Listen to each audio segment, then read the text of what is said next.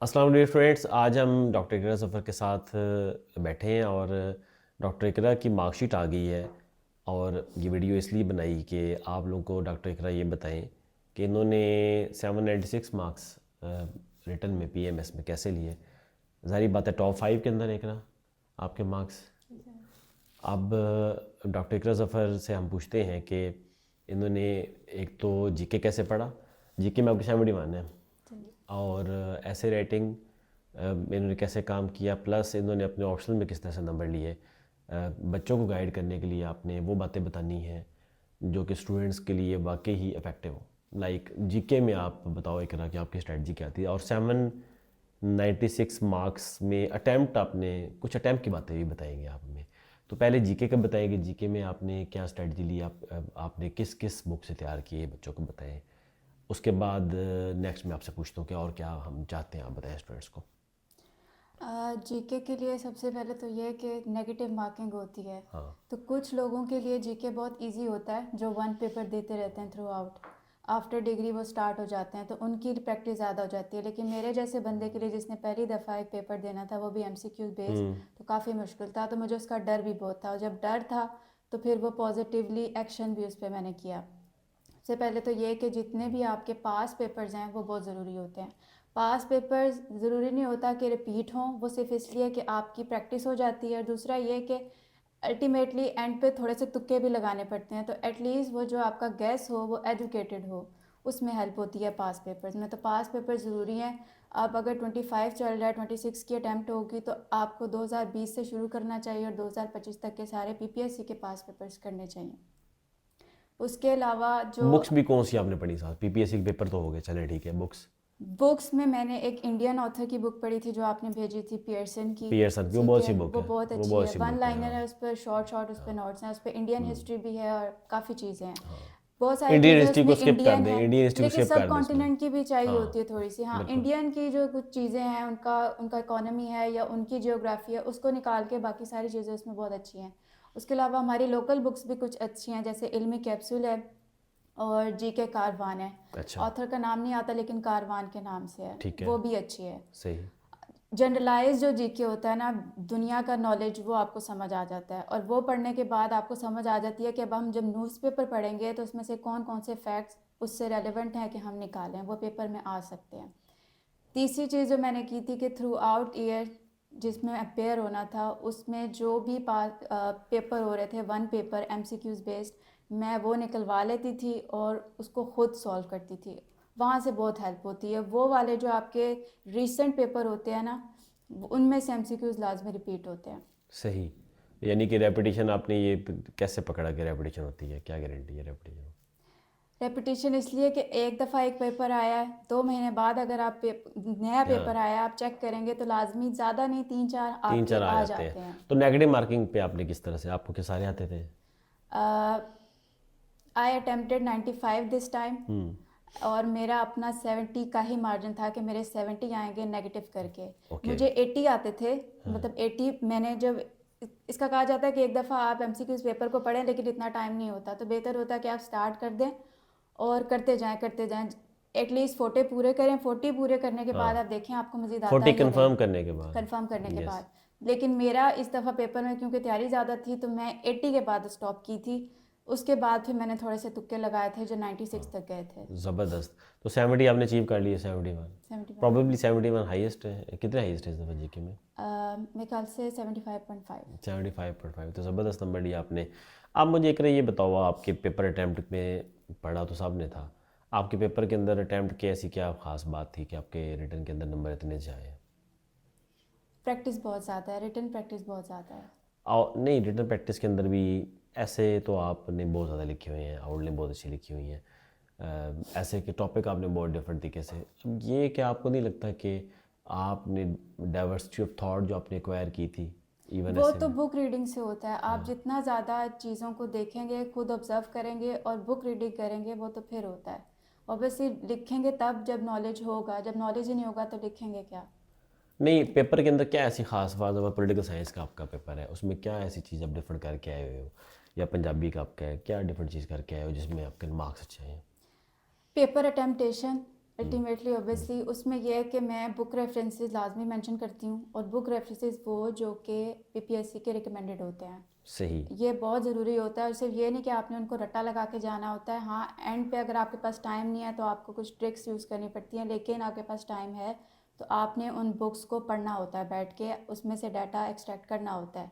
तो जब आप लिख रहे होते हैं बात, तो एग्जामिनर चाहे वो जाके सर्च नहीं करेगा कि ये इस बुक में लिखा है या नहीं, वो आपके आर्गूमेंट पढ़ के समझ जाएगा कि आपने पढ़ा हुआ है या नहीं। हाँ, ये चीज़ है, वो समझ आता है। और कितनी बुक्स आपने कोड की हैं पेपर में? एक मैंने क्वेश्चन के अंदर कितनी बुक्स आप कोड करते रहे? 10 से 15 लाजमी, क्योंकि हर मेरे क्वेश्चन के हर अंदर क्वेश्चन नहीं, हर क्वेश्चन के अंदर मेरे एटलीस्ट 3-4, 5 से 6 होते हैं। 5 से 6 किताबों के रेफरेंस। तो वो कहाँ प्लेस करते थे आप? यानी कि क्वेश्चन के स्टार्ट में, मिडल में, एंड में कैसे प्लेसमेंट कैसे होती थी आपकी बुक रेफरेंसेस की? मैं ज़्यादा हेडिंग्स बनाती हूँ, और हाँ, हेडिंग्स ज़रा डिटेल्ड होती हैं, शॉर्ट पैराग्राफ, और उसके बाद एंड पे रेफरेंस, एंड पे लाइक रेफरेंस होती REF है। लिख के उसको मार्कर से हाईलाइट करेंगे ये बात यहाँ लिखी हुई है। और इसके साथ कोटेशंस या आपके फैक्ट्स फिगर्स की क्या पोजीशन थी? फैक्ट्स फिगर्स, कोटेशंस, न्यूज़ के फैक्ट्स जो से हैं या इंटरनेशनल रिपोर्ट्स, वो किस हद तक आपने कवर किया हुआ था? किन किन मैगजीन से क्या क्या आपने पढ़ा हुआ और किस तरह से इनकलकेट किया था पेपर के अंदर? इसमें एक बात कहूँगी कि अगर आपके पास टाइम नहीं भी है ना बहुत सारे न्यूज़पेपर्स पढ़ने का, इंटरनेशनल या नेशनल, सिर्फ अगर आप डॉन पढ़ते रहते हैं और ध्यान से पढ़ते हैं, तो उसमें डिफरेंट स्टडीज़ को समराइज़ करके लिखा होता है। उसके अलावा टेबल्स भी कभी कभी लिखे होते हैं, तो आपने वही अपने नोट्स में लिखने होते हैं, और उनको थोड़ा सा रट्टा लगाना पड़ता है, और फिर वही उसी तरह से टेबल्स और फैक्ट्स आपने हाईलाइट करके एग्ज़ाम में जाके लिख देने होते हैं। तो मैंने तो ज़्यादातर डॉन से किया, उसके अलावा इकोनॉमिस्ट का मैं पढ़ती थी, हाँ। और न्यूयॉर्क टाइम्स का। ये पॉलिटिकल साइंस के लिए बुक्स कौन सी इस्तेमाल की हुई हैं? मैंने कोई भी लोकल बुक इस्तेमाल नहीं की। हाँ, एक मजहरुल हक की बुक है वो कॉन्स्टिट्यूशंस की, बहुत न्यू अच्छी है, हाँ, वो कॉन्स्टिट्यूशन पढ़नी की, चाहिए वो आपको। लोकल में आती है, लेकिन वो बहुत अच्छी है, क्योंकि उसके अलावा आप अगर हर कंट्री के कॉन्स्टिट्यूशन को जाके पढ़ेंगे तो वो बहुत ज़्यादा टाइम कंज्यूमिंग है। उसमें समराइज्ड है, हाँ, लेकिन वो बहुत अच्छा है। उसके अलावा जितनी रिकमेंडेड बुक्स हैं ना, मैंने वही पढ़ी हैं, और लोकल नहीं पढ़ी। ये पंजाबी के लिए कौन सी बुक पढ़ी आपने? पंजाबी के लिए मसला ये आता है कि अगर आप रिकमेंडेड चीज़ों पे जाएंगे तो वो बुक्स नहीं हैं, वो डिफरेंट ऑथर्स की, जिस तरह मुनीर नियाज़ी की उनकी कोई पोइट्री की बुक होगी, तो हमारे सिलेबस में उस तरह से तो हमने पेपर अटेंड नहीं करना होता। तो जितनी अवेलेबल बुक्स हैं मार्केट में, मैं यही रिकमेंड करती हूँ कि आप उन सबको लें, उन सबको पढ़ें। कुछ PDF में भी अवेलेबल हैं, आप हाँ। उनको लें, पढ़ें, और उसमें से सारा रेलेवेंट डाटा हर क्वेश्चन का अपने नोट्स में ऐड करें। उससे ये होता है कि हर बुक के अंदर हर बात नहीं लिखी होती, और हर बुक में कोई ना कोई नई बात भी लिखी होती है, तो वो ज़्यादा डाटा इकट्ठा हो जाता है।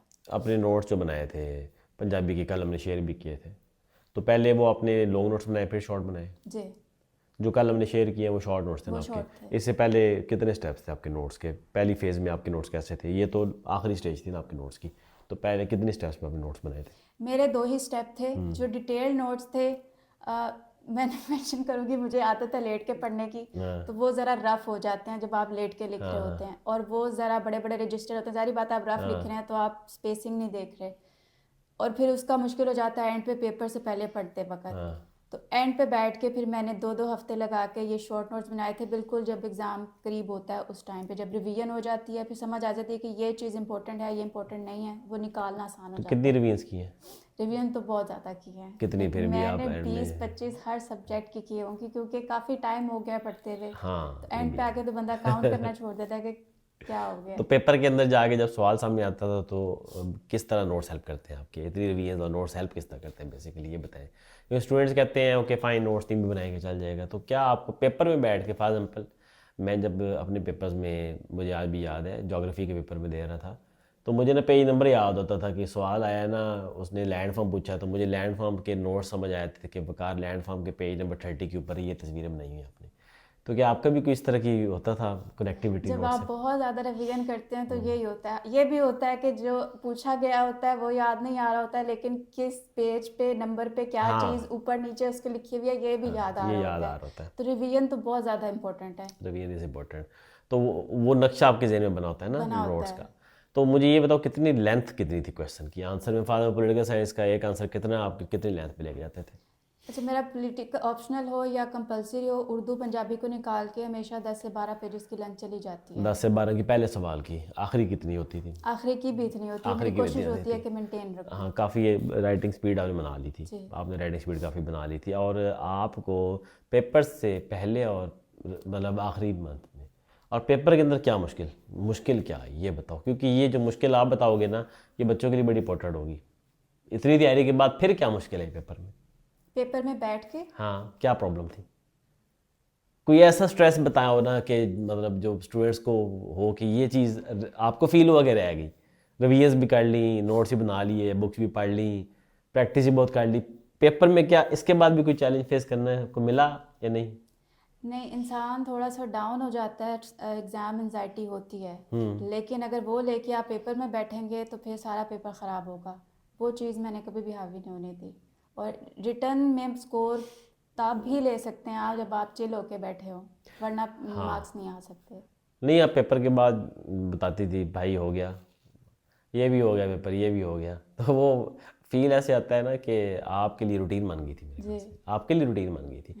कितना आप ये कहोगे एक जो माइंडसेट होता है कि एक चीज़ को रूटीन बना लेना, जिस तरह तुम्हारे पेपर्स हैं तो तुमने चीज़ों को रूटीन बना लिया ना, आप जब पेपर्स देने गई आखिर तक आपको ये नहीं फील हुआ होगा कि वो आपके लिए कोई बर्डन है। अब ये किस तरह स्टूडेंट्स को आप समझाएंगी कि रूटीन बनाना कितने बड़ा होता है? आपके लिए पेपर देने का रूटीन होना चाहिए, उससे क्या इम्पैक्ट आता है, कितना मार्क्स से फ़र्क आता है? जब आप कंटिन्यूसली लिखते रहते हैं, वीक में चाहे एक दफ़ा लिख रहे हैं या डेली बेस पे कुछ ना कुछ लिख रहे हैं, तो जब आप पेपर में जाते हैं तो पेपर देख के पैनिक नहीं करता इंसान, चाहे अनसीन हो जाए। मोस्टली पेपर्स आपके अनसीन ही होते हैं, हर चीज़ पास पेपर्स में से रिपीट नहीं हुई हाँ, होती। तो आप पैनिक नहीं करते, आपके लिए ये होता है कि अच्छा ये मेरा मॉक ही है, ये मेरा वही रिटर्न टाइम चल रहा है। तो वो चीज़ ज़्यादा इम्पैक्ट नहीं करती फिर आपको, क्योंकि बहुत सारे लोग मैंने देखा है एग्ज़ाम हॉल में पैनिक कर जाते हैं, वो उनके हाथ भी कांप रहे होते हैं और कुछ बेहोश भी हो जाते हैं, और इसकी रीज़न यही होती है कि पहले से प्रैक्टिस नहीं हुई होती। तो एक ना, अब आपने जो ऐसे की प्रैक्टिस की थी, ऐसे के ऊपर आपने कितने थीम रेडी किए थे? मैंने कोई भी थीम नहीं छोड़ा, मतलब अब तो काउंट नहीं मैं कर सकती, लेकिन कोई थीम नहीं छोड़ा। आपने इनटॉलरेंस वाला किया था। इंटॉलरेंस किया था। अब इनटॉलरेंस वाले के ऊपर आपने कंटेंट कब बताएं कि वो पास कम बच्चों को हुआ है इनटॉलरेंस वाला? हाँ जी।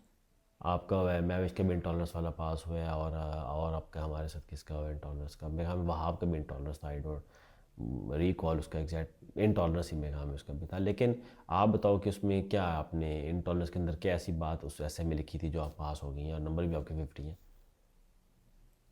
इंटॉलरेंस में जो फेल हुए हैं उसका मुझे एक ही चीज़ लगी है कि बच्चों ने उसको सिर्फ पाकिस्तान से रिलेट कर दिया है, वहाँ पे पाकिस्तान का वर्ड मेंशन नहीं था। बच्चे, अभी मैंने कुछ असाइनमेंट देखी हैं, वो ये लिख रहे हैं इंटॉलरेंस इन पाकिस्तान कॉजेज़, वो ये बात नहीं पूछा। अब इनटॉलरेंस के देखने को एक बहुत वाइडर सा एक टर्म लग रही उसने है, उसकी जेनेरिक टर्म दी कोई, थी। हाँ, उसकी कोई स्पेसिफिक डायमेंशन नहीं है।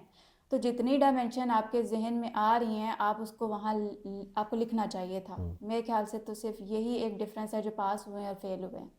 उन्होंने बहुत ज़्यादा उसको, उसके स्कोप को नैरो डाउन कर दिया है। और कितने पेजेस की लेंथ थी आपके ऐसे की?